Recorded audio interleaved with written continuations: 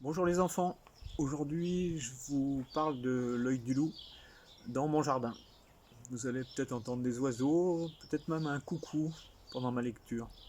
On s'était arrêté alors que Flamme Noire venait de finir de raconter l'histoire du maladroit et de la grand-mère. Vous vous souvenez, la grand-mère qui avait été tuée par l'homme et l'homme qui lui avait volé sa fourrure pour se faire un manteau, ses oreilles pour se faire un chapeau et son museau pour se faire un masque. Bizarre. Avec tout ça, les saisons passaient. Les enfants grandissaient, devenaient de jeunes loups, de vrais chasseurs, et on n'avait toujours jamais vu d'hommes. Enfin, jamais de près. On les avait entendus, par contre. Le jour où Grand Loup s'était battu avec eux, par exemple. On avait entendu les rugissements de Grand Loup, puis le hurlement d'un homme, un croc planté dans chaque fesse, des cris de panique, des ordres, puis un bruit de tonnerre, puis plus rien. Et Grand Loup n'était pas revenu. Alors on avait recommencé à fuir. On en avait vu de loin aussi. À peine quittait-on une vallée qu'il s'y installait. Et la vallée se mettait à fumer, un vrai chaudron. Ils salissent la neige, grognait Flamme Noire. On les observait du haut de la plus haute colline. Ils marchaient sur deux pattes au fond du chaudron. Mais de près, à quoi pouvaient-ils bien ressembler?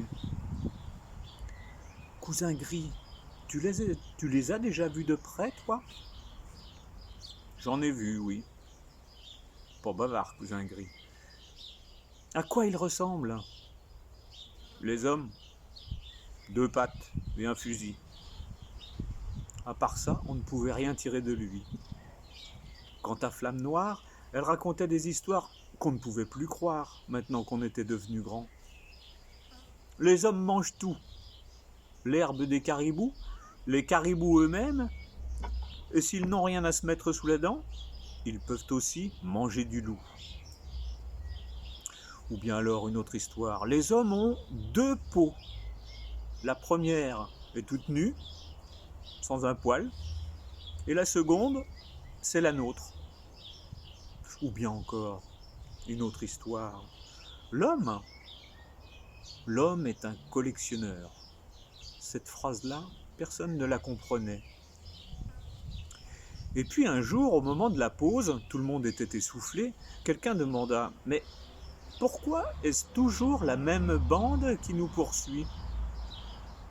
Cousin Gris léchait ses pattes meurtries. Ils ont entendu parler d'une petite louve à la fourrure d'or.